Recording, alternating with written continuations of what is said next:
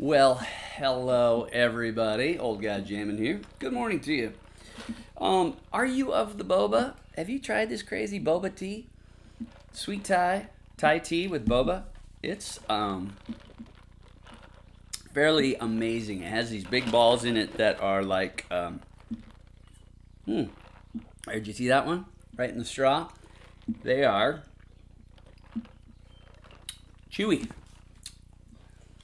Um, First impression is really weird, but after that it becomes slightly addictive. All right, so we're gonna take you inside this. That little jam was with my slime green Charvel. You saw the settings on the amp, Behringer delay, great delay. Can't find them anymore. Well, you can use, but they're pretty pricey. Super good delay though. The Echo Machine by Behringer, and then the looper. Um, just goofing around with that. I really like this Laney amp. $270 is what I paid for it. What? No. And you know it's high gain, but it also does a whole bunch of other stuff. And the boost, I think, is the best I've ever used on any amp that I've had. The Marshall with not channel 4, but the red, switching over to the red on the 40. The Fender Supersonic has a good boost too, which is adjustable, but it's kind of a different amp. But the boost on this is great, and you can see when the light comes on. Now, I'm taking you inside too. We're going to look around on the circuit board, and I'll show you a couple of back-to-back CMOS, probably, transistors, and what I think, after thinking about it, I think that's the boost feature. Because the Laney gives you this great tube layout too, a block sort of diagram of how this circuit's designed, where the tubes go, what they do, where the op amps are, etc., which is really cool. Anytime a company gives up that, not that it's a big secret, but just it's nice to know what stuff is and where it is, what it's doing, what half of what tube is doing what. So if you want to play with gain stages, you don't end up messing up your effects loop or your tube driven reverb or something. Really nice owner's manual, very thorough. Okay, so we'll be back with some more sounds. Rearranged the room a little bit, so this is kind of weird having you over here instead of over there. Got some new stuff. Ooh. And sold the DSL 40. I ended up selling that for a really good price, and ended up getting the DSL 20, which I'm sick over. It's good. The 40 was just a little bit too much, and the 20 you can still get the master up really high, which is what a Marshall needs to do. You need that power amp stage kind of dimed with a Marshall to make it sound good. And this has the EL34s, just like the 40 watt EL34 tubes. So it sounds great. Planning some mods with that to see. It already sounds killer, but planning some mods, speaker swap, and some tubes in that coming up. But today, focus on the Laney. All right. So we'll be back with some tones. Here we are inside the Laney IRT15. Now, as I do most often with a used amp purchase, especially if some of the knobs have some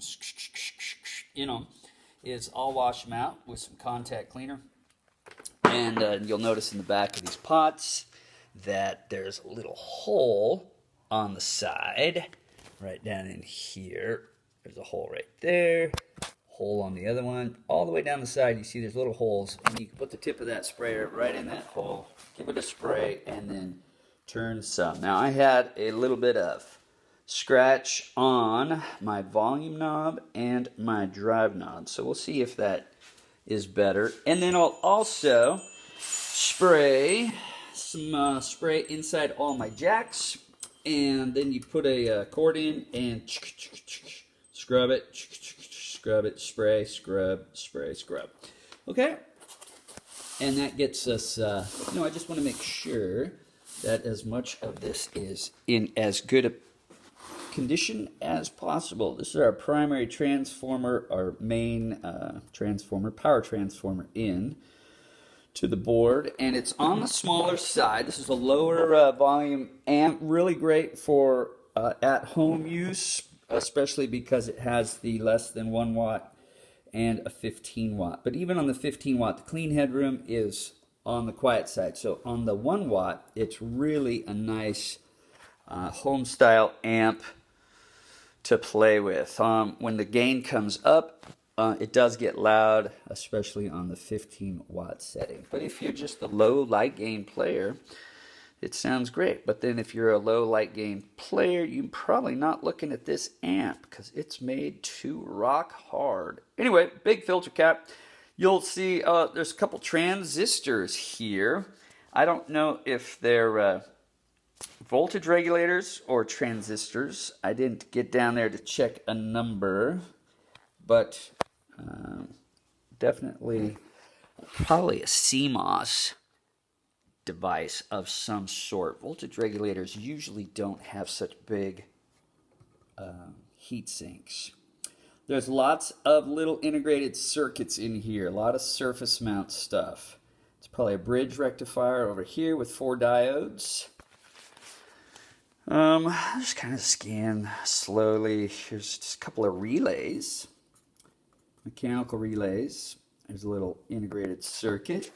Could be an op amp, 8-pin op amp. Not really sure. They're so small I can't even see the numbers. Over here is a biasing jack right there and a biasing adjustment.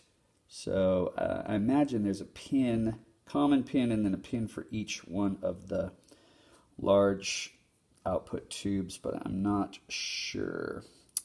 But I'll look into that. Big power resistor. Output transformer is over here. And then the back inputs and outputs. So it's not a lot in here, but there is a lot of tiny stuff. But it's simple enough that I think if something were to go wrong, you'd probably find it. It's not that complicated. All right. So back panel, we'll probably take a look at that with it turned over so you can see it better. But there's not a lot, not a big surprise in here. But we'll take the top cage off, turn it over, and we'll pull the valves and clean out the sockets there as well.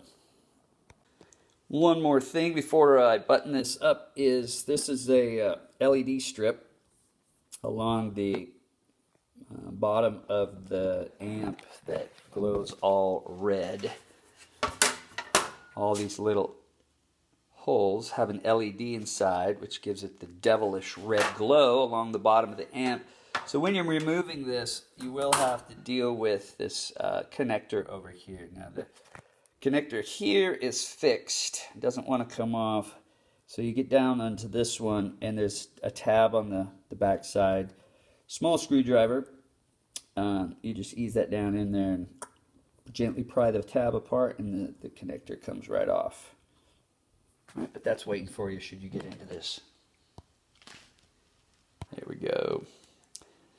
All right, here's the other side. Like I said, kind of a small little power transformer, an output transformer, 2 EL84 tubes, V1 and 2, probably 1 and 2, 3, 4, and 5. This one being so far back, I'm thinking is either the reverb or the effects loop.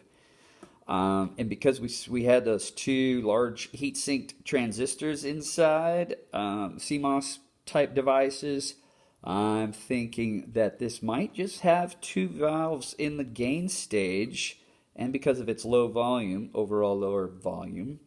But I'm not sure, Anyway, one thing I am going to do is take these dampener covers off. This one, when I look through the front of the cage, it's always bent, and it drives me crazy. So I'm going to take this one off and this one off, and we're just going to leave those off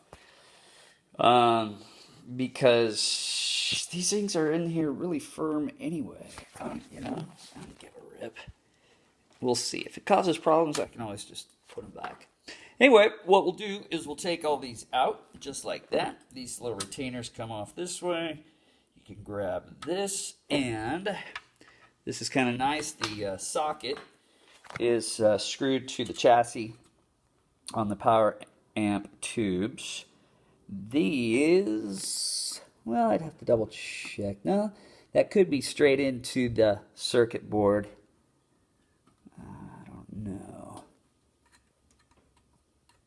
I would think that's screwed to the chassis. This one I'm not as sure about because of the retainer, but either way, it's solid, feels good. But I'll go ahead with some contact cleaner in these sockets, and then we'll put the tubes back in. And then I've done everything I can to make sure this is as in good a shape as possible. I have no reason to believe these tubes aren't any good. It sounds great. No microphonics, no swirling winds or ethereal sounds at all. No popcorn. We'll take it inside and I'll let you hear what it sounds like.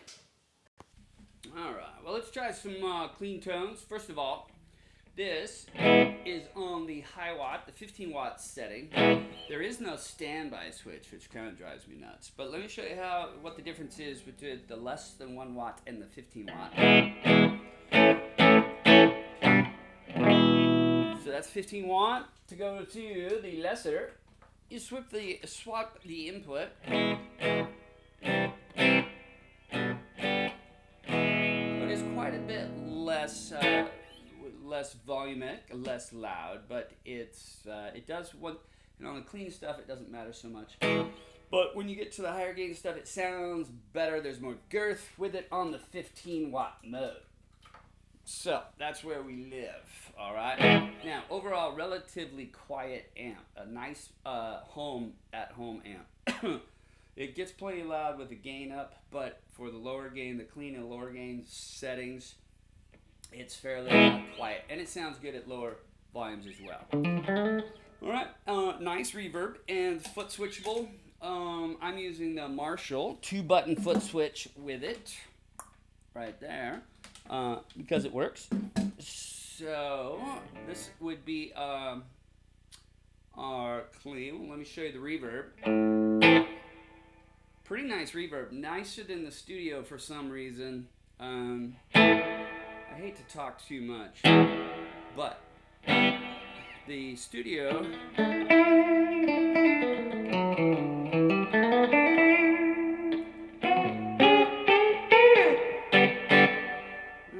get a feel for the reverb. That's pretty much full up.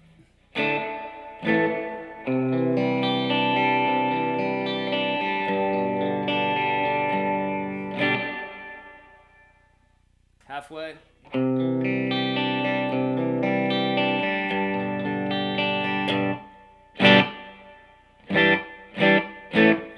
Alright, so nice reverb. Studio reverb wasn't as nice, and I actually like the gain channel on this better than the studio. The gain on the studio was a little wetter. There wasn't as much as my own guitar tone going through. That's what I mean by wet. Like when you think of a wet signal and a dry signal, the gain on the studio seemed to be not me. Less me than I wanted it to be. Okay, so clean stuff.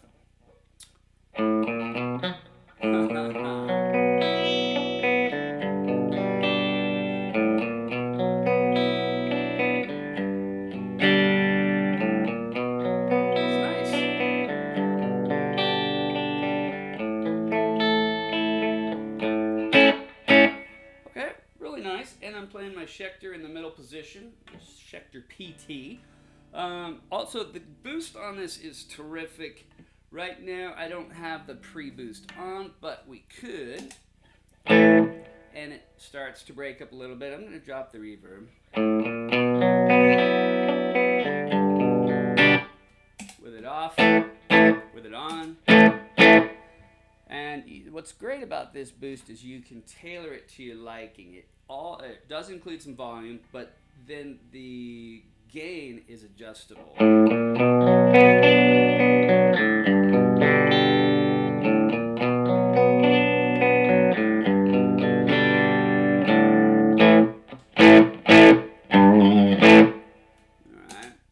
that's without the boost, and then I just popped the boost off. It was with the boost and then off the boost. So if you don't like your clean and you want a better boosted tone, you can use that. We'll turn the drive's pretty much all the way down right now. But we can turn our boost up even further.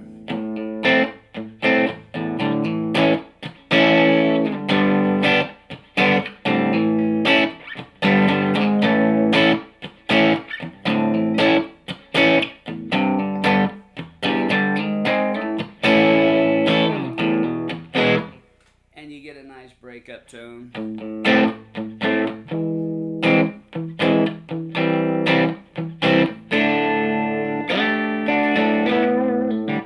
Which is nice. And then the more the drive comes up, of course, then we get really loud. We blow your earbuds out. So we can turn that down. But the boost has, what I like about it is the boost has usability on everywhere on the amp. Clean, partly driven. It's usable. So it's really cool.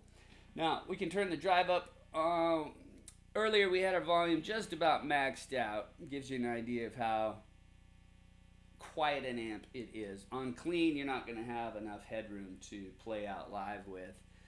You can really enjoy it at home, but it's not a clean amp, right? There isn't a lot of clean headroom. So if we take the volume up halfway and drive up on 2,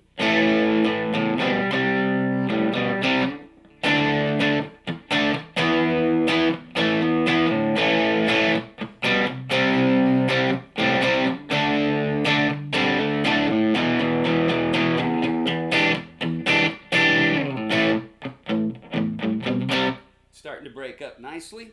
We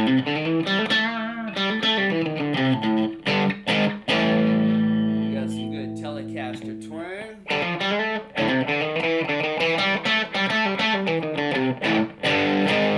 It's just starting to growl a little bit, even with our pre-boost. There's a nice amount of gain and volume.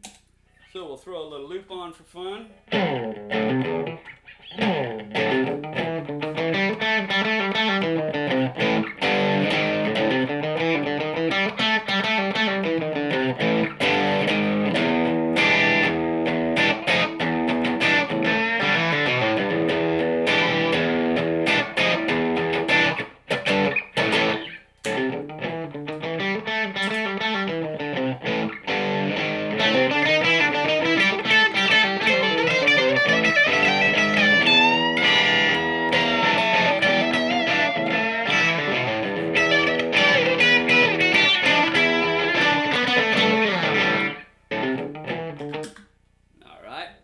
You get the idea with that.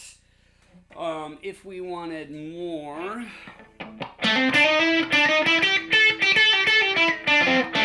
then you just increase the boost.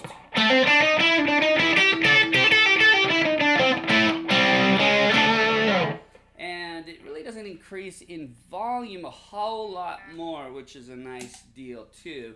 The gain just keeps coming up, but the volume stays usable.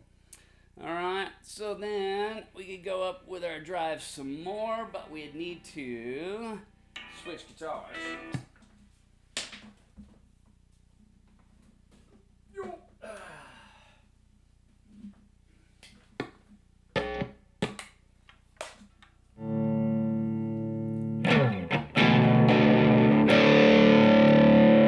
now volume's halfway up, we could go halfway up with the drive.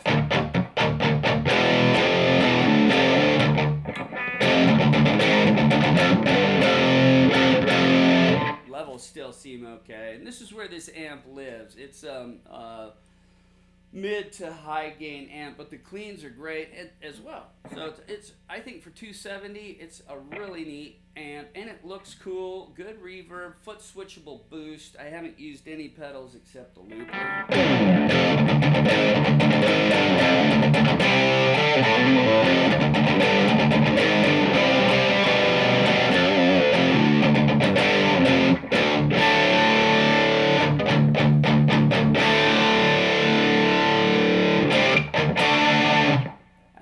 You can turn the mids down of course. It's got a nice EQ. This doesn't have any of the pull that you had to have, the pull switches that you have on the studio.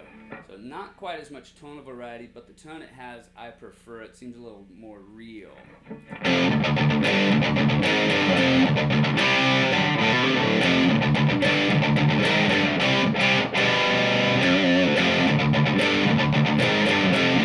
That's with the mids cut pretty good.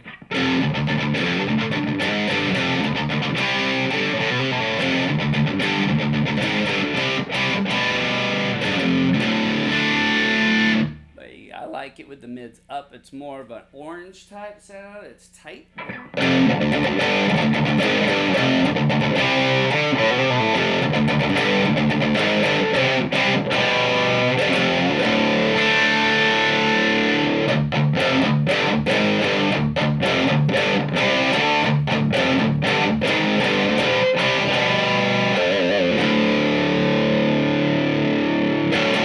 Yeah, it's pretty sick. And then, of course, you've got the boost on top of that. Boost on.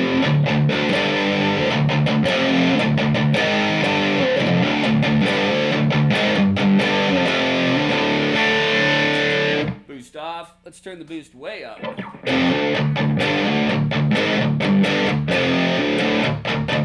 That's with it off. Engage.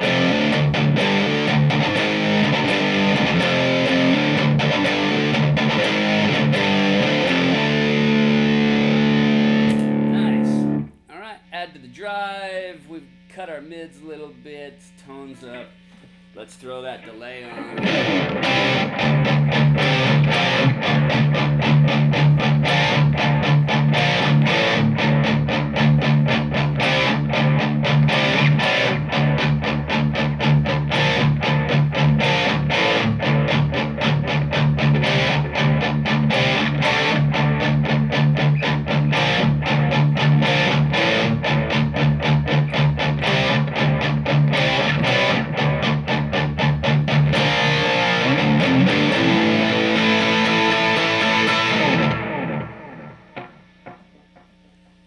Nice.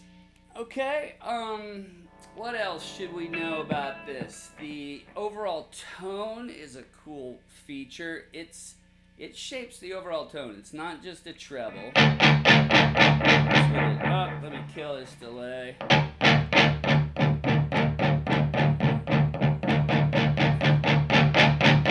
It's not just treble. It cuts or adds to the whole overall tone more than just the treble. Dynamics does work. It's a little looser to the right, and it gets a little crispy as you go left.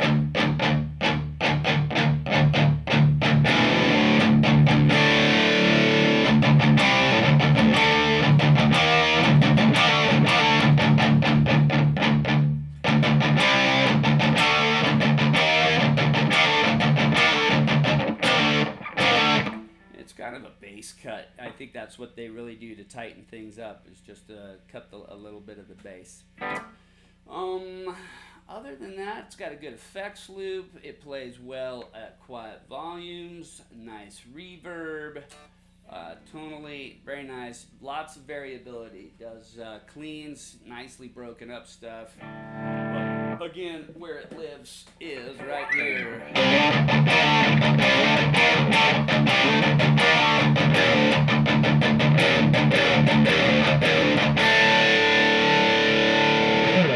That's where it lives. All right, so older amps you should own part 3, the Laney IRT. And my daughter's name is Laney, so it makes it that much cooler. Thanks for coming by. We'll see you.